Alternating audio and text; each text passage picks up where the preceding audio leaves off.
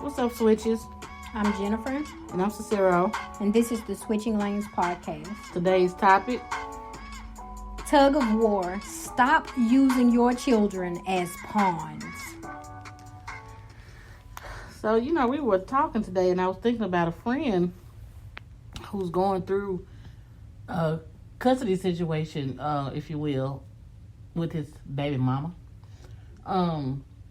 And he's had custody of their daughter for the last 4 years. She's lived with him for the last 4 years. He's taken care of her. Mm-hmm. She had pulled him off child support. Like, all of that went through the courts.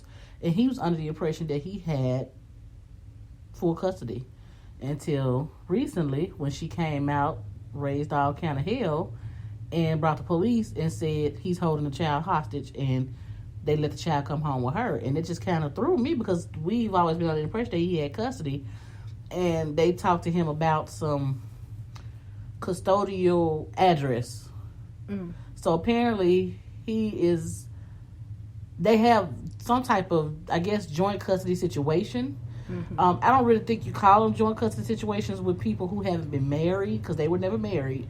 But they have some type of situation where they both have equal rights to the child. Right.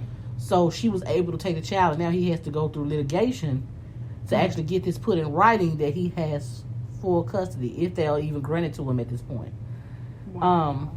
And it made me think about just some of these situations. We talked about the co-parenting situations and things like that. Mm-hmm. And somebody else in another group on Facebook that I'm in actually mentioned co-parenting and asked the question, can two parents effectively co-parent, and how do men feel about taking care of women, the other kids that aren't theirs, and things like that. And I guess with my own situation with the co-parenting being so easy for us, it baffles me that it has to be as hard as it is. Right. I mean, I get that some people simply have babies out of situationships. Mm-hmm. The kids were not necessarily conceived in love. Right. So that, and even if they are conceived in love, because you have some people who have bad breakups with their marriages, and there's the tug of war. Right. But you have these people who don't really think about the child. Well, I think that goes back to what we've said before. Like you said, it's possible that the child was conceived in love.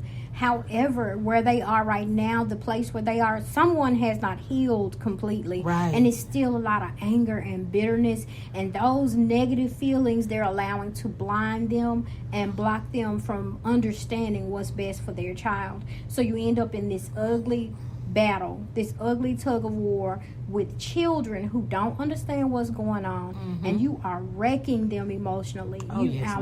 Too many parents don't understand everything that you actually putting those children through trying to get back at that other parent. Well, they're not thinking about the kid. I mean, it's just at all. I mean, my son's dad and I had our rocky moments. I mean, naturally, you're going to have rocky moments when you're splitting. Right. And I really, literally had to look at my son and say, how is this affecting him? Mm-hmm. And he needs to see that even though mom and dad aren't together, they can successfully coexist. There is no, we're going to do the bare minimum. I don't have to talk to him. He can talk to his son. Mm-hmm. No. We need to be able to actively, successfully coexist in his eyes. Because I don't think I think it's just really, I think that still does the child, I understand some people have to, but I still think it does the child a disservice when you can't communicate with that other parent. You have to leave all communication up to the child and the parent. I think that still does the child a disservice. It does, because you're putting that child in a terrible position. Number one, you always have them in the middle of a very adult situation. Right. And that means the same stresses you feel in those situations, you're dumping on a child. Absolutely. That's not okay. That's not fair to that child at all. I don't think so either. And I was answering the question today in a group yesterday actually, about the co-parenting thing.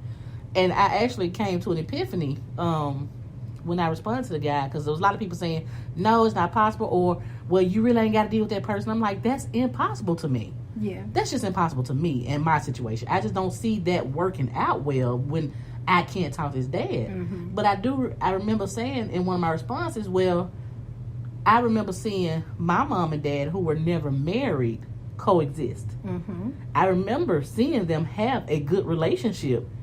even though they weren't married. I never saw. Now I don't know what happened behind closed doors, but they never let me see them at odds.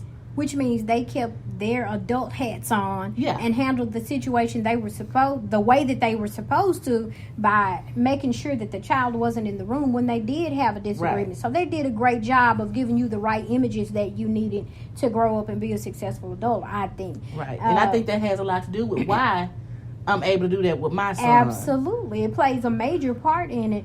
And I think that if you are still in a place where you having so many issues dealing with that other parent, that every time you come in contact with one another, it's negative, it's angry, it's loud, it's violent, then maybe you need to consider having a mediator. Elect someone out of your family and say, hey, you'll be the person we come to exchange the child, so that we don't have to talk until we grow more beyond this situation.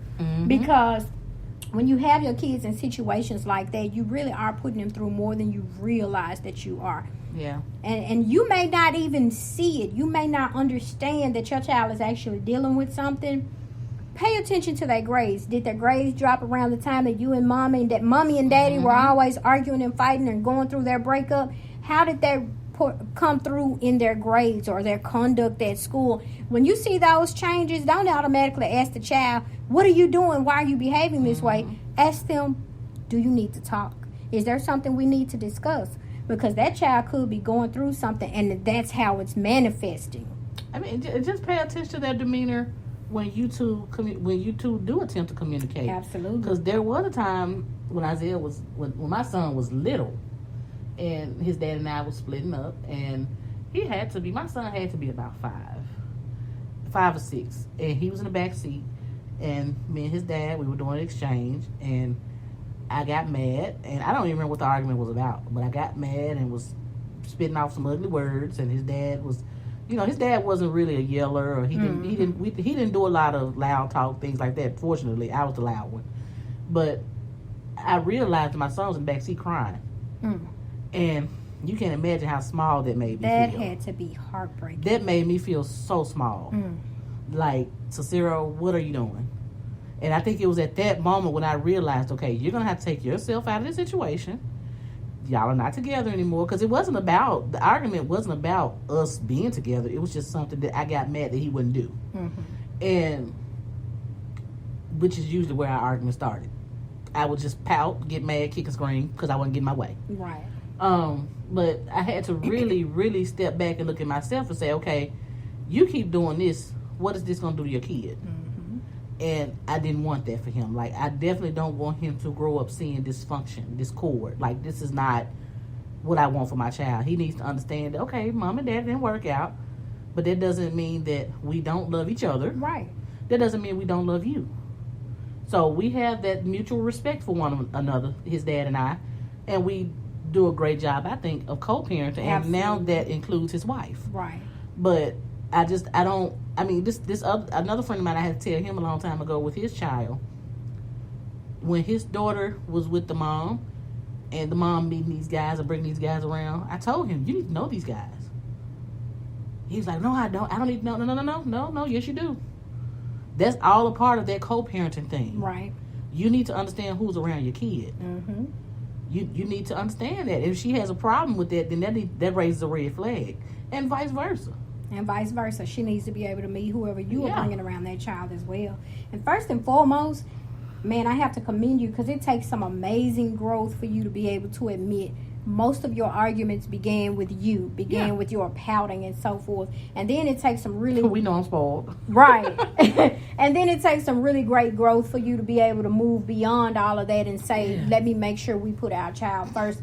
And that's the issue. Too many people have their eyes on other things. You're still stuck on being angry and bitter, as opposed to keeping your child first and foremost in that situation. So you really do end up beating them down with that situation and not even realizing it. If you're going through a messy divorce and you feel sometimes where you're emotionally drained and you may need to talk to someone, ask your child if they need to talk to someone as well. Take your child to talk to someone. Absolutely. Because divorces and breakups, major breakups, affect the children just as much.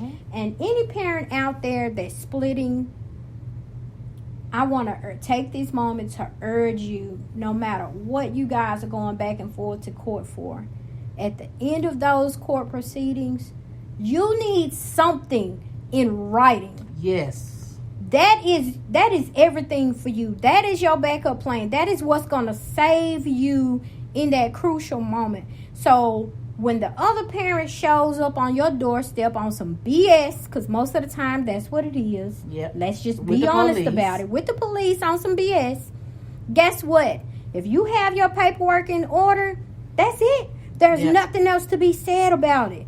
And that eliminates the possibility of things getting out of control, especially with the police climate right now, with the whole race climate, the police climate, the government, all this stuff that's out of control now.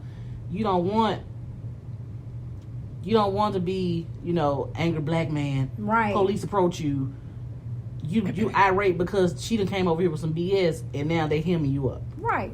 And you haven't done anything wrong. But you're just passionate about the situation that's taking place. They see you as a threat. Right. Because you're female upset. too. So it just, and on top of that, the whole using the kid as a pawn thing, the kids know when they're being used as pawns. They do. And it affects them deeply. And I don't think, again, you have to take yourself out of the situation and realize this is what's happening to your kid. Mm-hmm. Because at some point, using them as a pawn is going to force them to choose sides. Yeah. And they're going to be conflicted. You're already forcing them to choose and not realizing that you are. Exactly. But once they get up there in age and their innocence is pulled away from their eyes, they're going to start to feel their resentment then. Absolutely. Because you've made them choose sides. Mm-hmm. They probably resent you for making them choose. They probably present you for even being a part of the situation and saying, okay, why didn't you help this? Why didn't you diffuse this? Why didn't you do more to stop this? Or, things that they probably wouldn't have understood when they were younger. Right. You don't want to get them involved, like you said, involved in your crap.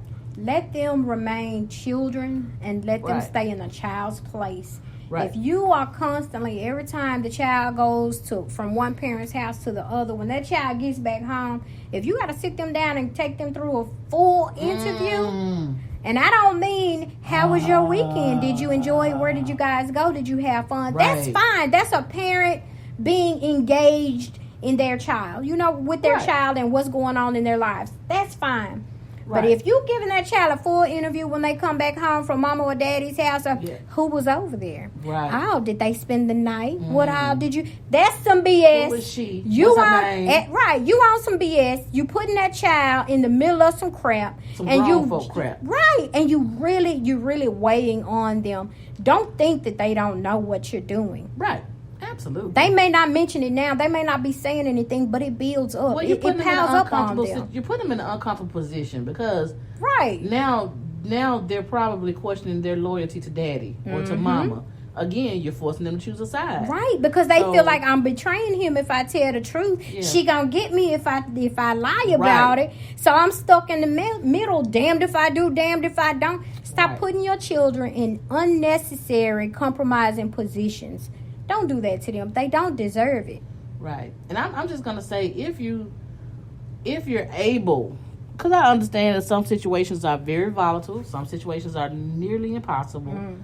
But if you're able to remove yourself, take some time. I mean, for me, a spiritual person, that took prayer and that took patience. Right.